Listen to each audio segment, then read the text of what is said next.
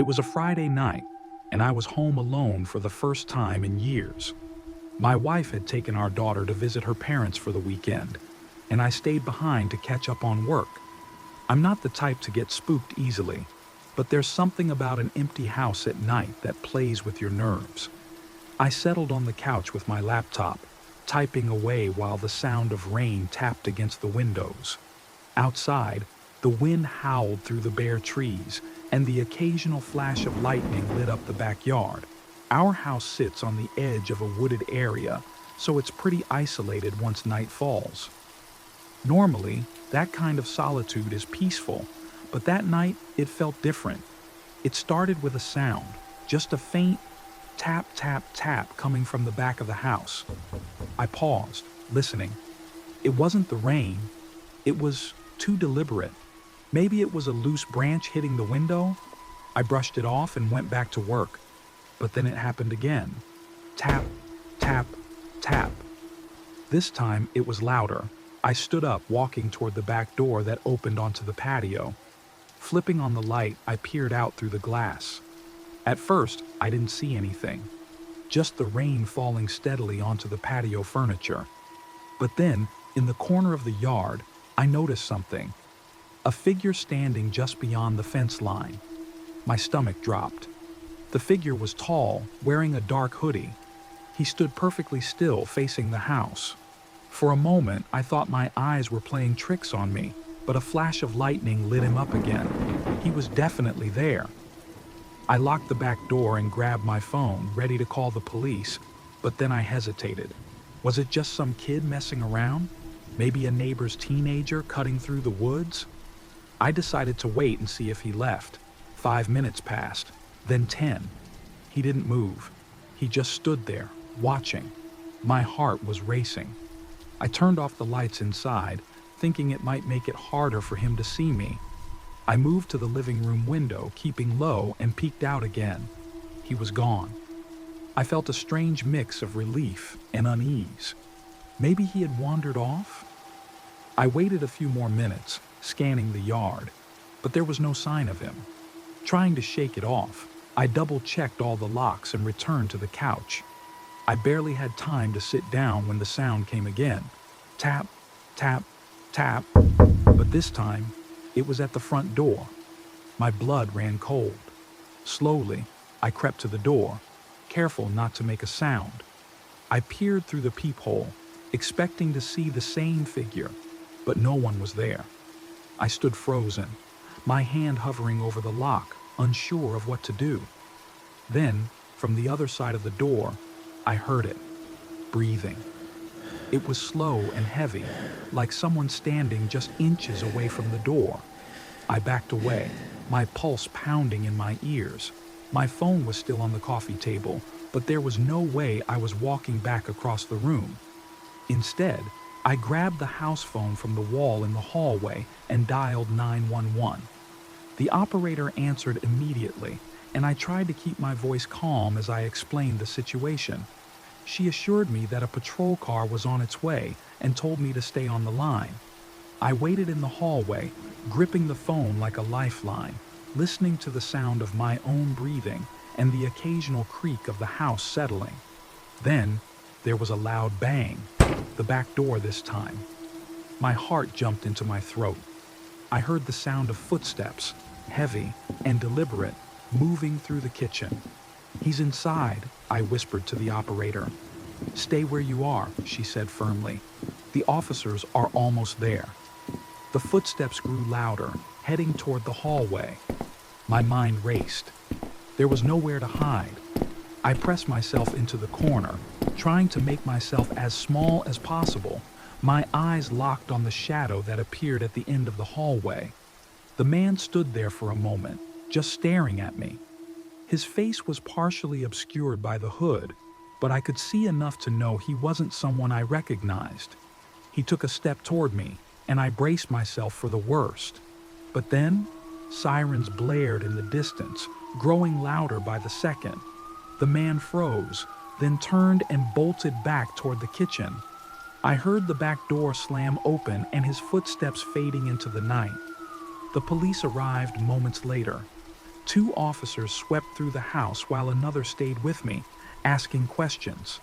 They didn't find the man, but they did find muddy footprints leading from the back door, through the kitchen, and into the hallway where he had stood. The officers stayed for a while, checking the perimeter and making sure the house was secure.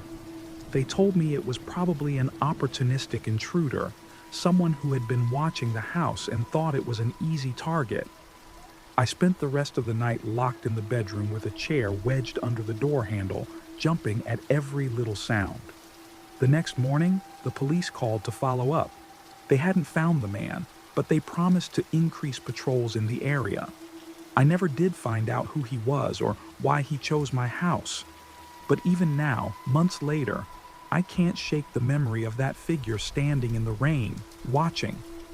I've added extra locks and security cameras since then, but it hasn't made much of a difference.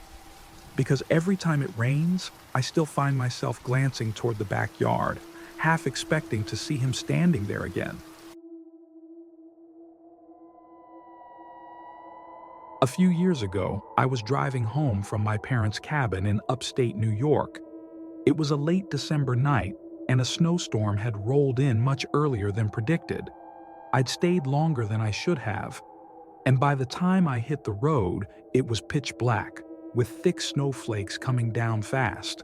The cabin was remote, and the road back to the main highway was narrow, winding, and rarely plowed until morning. The first 20 minutes of the drive were uneventful, just me, my headlights, and the swirling snow. I had my high beams on, scanning for any sign of deer or ice patches. I kept telling myself I should have left earlier, that I could have waited out the storm. But I had work the next day, and being late wasn't an option. About halfway down that lonely road, I saw him. A man standing in the middle of the street, barely visible through the snowfall. I slammed on the brakes and my car skidded slightly before coming to a stop just a few feet from him. My heart was racing as I sat there, gripping the wheel. The man didn't move. He just stood there, staring at me, illuminated by my headlights. He wasn't dressed for the weather, no coat, no gloves, just a pair of jeans and a flannel shirt, which looked soaked from the snow. His hair hung in wet clumps over his face, and his skin looked pale. I rolled down my window just a crack, enough to call out to him. "Hey, are you okay?" He didn't respond. I glanced at my phone, but there was no signal out here. I looked back at him, thinking maybe he needed help, but something about him made my skin crawl. His posture was off, rigid, almost unnatural, and he was barefoot in a snowstorm. "Do you need a ride?" I called out again, my voice more cautious this time. Still nothing. I waited a few more seconds, but the longer I sat there, the more I felt like something was very, very wrong. I decided to go around him. I slowly turned the wheel, maneuvering the car to the left, keeping a close eye on him the whole time. As I passed, he turned his head to follow me, his eyes locking with mine through the driver's side window. His face was blank, expressionless, but his eyes were wide, almost unblinking. I sped up. My tires slipped a bit on the snow, but I regained control and kept going, glancing in my rearview mirror. He was still standing there watching me, getting smaller and smaller in the distance until he was swallowed by the darkness. For the next few miles, my heart wouldn't slow down. I kept checking the mirror, half expecting to see him running after me, but the road remained empty. I tried to rationalize it. Maybe he was drunk, maybe he'd crashed his car nearby and was wandering for help, but nothing about it made sense. About 10 minutes later, I reached the junction where the back road met the highway. I breathed a sigh of relief as I turned onto the main road. There were streetlights here, and even though the storm was still coming down hard, it felt safer. I was starting to calm down when I saw him again, standing on the side of the highway, about 50 feet ahead, facing my car. My blood ran cold. There was no way he could have gotten here before me. This time, I didn't slow down. I gripped the wheel and drove straight past him, my eyes fixed on the road ahead. I didn't dare look at him as I passed, but I could feel his eyes on me. I kept driving, my hands trembling on the wheel. I told myself to focus, that I'd report it as soon as I reached a town with service. About 15 minutes later, I finally saw the lights of a gas station. I pulled in and parked under the bright canopy, my chest heaving with relief. There were a few other cars at the pumps, and the station looked warm and welcoming, a stark contrast to the dark, snowy road behind me. I sat in the car for a moment, gathering my thoughts before heading inside. The clerk was an older man with a kind face. "You okay, son?" he asked as I walked in, probably noticing how shaken I looked. "Yeah, I think so," I said, still catching my breath. "I just saw a guy on the road back there, twice actually. He looked lost or something, barefoot in the snow, first on the back road, then on the highway. It didn't make sense." The clerk's face paled. "Where exactly did you see him?" I told him about the back road and the stretch of highway. His expression darkened, and he nodded slowly. "You're not the first to see him," he said quietly. "We call him the highway walker. Been hearing stories for years. He appears during storms, always barefoot, always soaking wet. Sometimes he stands in the road, sometimes he's on the shoulder, but no one's ever gotten a straight answer from him, and no one's ever seen him leave." A chill ran down my spine. What is he?" I asked, my voice barely above a whisper. The clerk shrugged. "No one knows. Some say he's a lost hitchhiker who froze to death years ago. Others think it's just a strange trick of the mind when the weather's bad. All I know is folks around here don't stop for him anymore." I nodded slowly, suddenly feeling exhausted. I bought a cup of coffee and sat in the station for a while, trying to process what had happened. Eventually, I got back in my car and drove the rest of the way home without incident. To this day, I don't know who or what I saw on that road, but I never drive through that area during a storm anymore. And if I ever see a figure standing on the side of the road again, I won't be stopping. Last winter, my wife and I decided to rent a remote cabin in the mountains for a long weekend. It was supposed to be a much-needed escape, just the two of us, no phones, no distractions, nothing but the quiet serenity of the snow-covered forest. We'd booked it through a small rental site, and while it wasn't luxurious, it had everything we needed: a wood stove, a comfortable bed, and plenty of firewood. We arrived Friday afternoon as the sun was beginning to set. The drive up had been uneventful, though the winding mountain road was already covered in a light dusting of snow. The cabin itself was charming in an old, weathered sort of way, tucked deep into the woods with no neighbors in sight. The first night was peaceful. We cooked dinner, drank some wine, and watched the snow fall outside the large window in the living room. By the time we went to bed, the storm had picked up, and a thick blanket of snow covered everything. It was around 2 a.m. when I woke up to a sound outside. At first, I thought it was just the wind, but then I heard it again, a distinct crunching, like footsteps in the snow. I sat up, straining to listen. My wife was still asleep beside me, breathing softly. The footsteps seemed to circle the cabin, slow and deliberate. I glanced toward the window, but the curtains were drawn and I couldn't see anything. A part of me thought it might just be an animal, but something felt off. Animals didn't walk with such steady, heavy steps. I slid out of bed as quietly as I could and grabbed the flashlight from the nightstand. My heart was racing as I made my way to the front door. I hesitated for a moment before unlocking it and stepping onto the porch, the cold biting through my thin pajamas. The snowfall had slowed, and the moonlight reflected off the fresh snow, illuminating the yard. At first, I didn't see anything, but then I noticed the footprints. They were human. They led from the tree line to the front porch, circled around the cabin, and disappeared back into the woods. I scanned the trees with the flashlight, but everything was still and silent. The only sound was the faint rustle of wind through the branches. Trying to convince myself it was just a hiker who had wandered too close, I went back inside and locked the door. Still, sleep didn't come easily after that.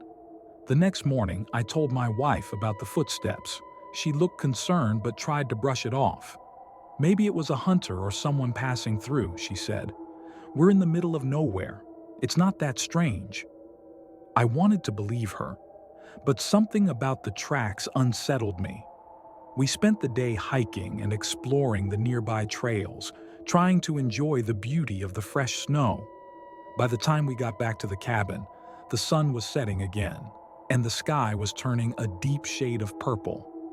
That night, I made sure to lock every window and door before we went to bed. I even placed a chair under the front doorknob, just in case. My wife rolled her eyes but didn't argue.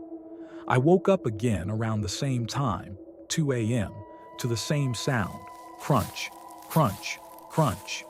This time, the footsteps stopped right outside the front door. My breath caught in my throat. I could hear the faint creak of the porch floorboards as something, stood there, just feet away from where I lay. My wife stirred beside me, whispering groggily, "What is it?"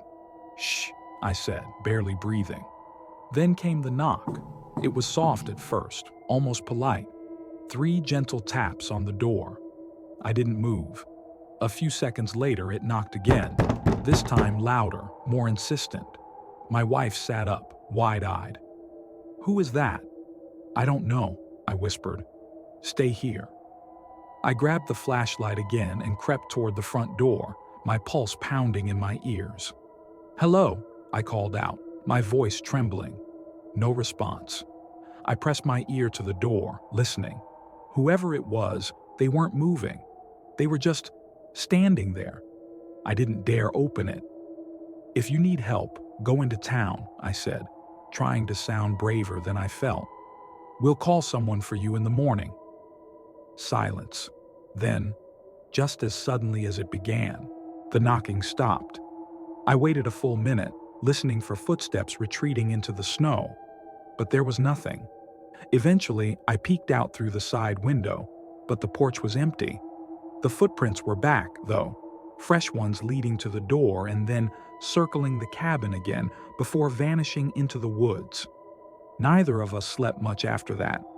By morning, the tracks were partially covered by fresh snow, but they were still visible. We decided to cut our trip short and packed up as quickly as we could.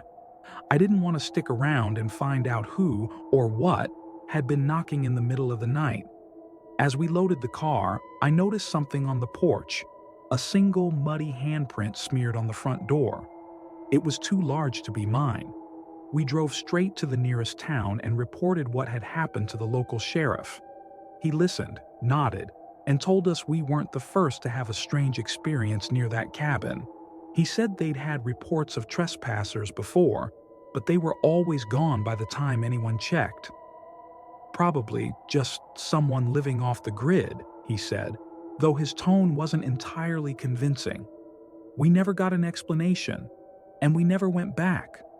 But sometimes, especially on cold winter nights, I still think about the knock at the door, and I wonder who or what was waiting for us on the other side. Last summer, my best friend Josh and I decided to go camping in the national forest near our hometown. We'd both been craving a break from the city, and a weekend in nature sounded perfect. The plan was simple: 2 nights, just the 2 of us, deep in the woods with no distractions. Josh had found a spot miles off the main trails, far enough to guarantee total isolation. That was the appeal at the time. We arrived on a Friday afternoon, backpacks loaded with everything we needed: food, water, tents, and flashlights. The first day went smoothly. We set up camp near a small stream and spent the evening sitting around a campfire, telling stories and laughing. By the time we crawled into our tents, the sky was filled with stars, and the only sound was the gentle rustling of leaves in the wind. The next day was uneventful. We hiked, cooked meals over the fire, and explored the surrounding woods. There wasn't a soul in sight, and we loved every second of it. But things changed that night. We were sitting by the fire again, just after dark, when we both heard it, a faint crack coming from the trees behind us. It sounded like a branch snapping underfoot. Josh turned toward the noise, his face illuminated by the flickering light of the fire. "Did you hear that?" he asked. I nodded. "Probably an animal." We listened for a minute, but the sound didn't come again, so we shrugged it off. Animals were everywhere out here. Deer, raccoons, even the occasional black bear. Nothing unusual. About an hour later, it happened again. This time, the sound was closer. Another snap, followed by what sounded like footsteps in the leaves. Josh stood up, shining his flashlight into the woods. "Hello?" he called out. The beam of light cut through the darkness, but all we saw were trees. No movement, no eyes reflecting back at us. Nothing. "You think someone's out there?" I asked, my voice lower than I intended. "I doubt it. Who would be out here this late?" We both laughed it off again, trying to shake the creeping unease, but we decided to call it a night and headed for our tents. I zipped mine up and lay down, listening to the comforting crackle of the dying fire outside. But sleep didn't come easily. Every time I started to drift off, I heard something. Footsteps again, soft but deliberate, circling the campsite. I held my breath, straining to hear more clearly. Was it just my imagination? The wind? I debated calling out to Josh, but I didn't want to seem paranoid. Instead, I told myself it was nothing and closed my eyes again. A few minutes later, there was a soft scraping sound, like something brushing against my tent. My heart shot into my throat. "Josh?" I whispered, barely audible. No response. The scraping stopped. I lay there in silence, ears straining, until I heard it again. Crunch, crunch, footsteps, this time heading toward Josh's tent. "Josh!" I called out louder this time. His tent zipper shot open and his flashlight beam cut through the dark. "What's going on?" "Did you hear that? There's someone out there." He scanned the trees, but there was nothing. Just the soft rustle of the wind and the dying embers of our fire. "We're probably freaking ourselves out," he said. "Let's just stay up for a while and keep watch." We sat by the fire, keeping our flashlights handy, but nothing else happened for the rest of the night. Eventually, exhaustion won out, and we decided to try sleeping again. The next morning, we packed up early. Neither of us said it, but we were both ready to leave. Something about the night had shifted the mood, and the isolation we'd once found peaceful now felt suffocating.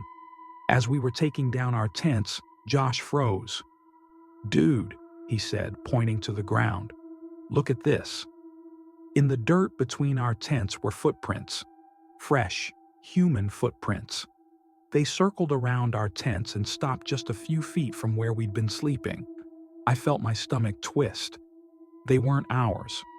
They were too large for either of us and had a strange, uneven gait, as if the person had been limping or dragging one foot. Josh and I locked eyes. Neither of us said it out loud, but we both knew the truth. Someone had been watching us all night. We grabbed our stuff and left in a hurry, not even bothering to eat breakfast. As we hiked back toward the trailhead, I kept glancing over my shoulder, half expecting to see someone following us.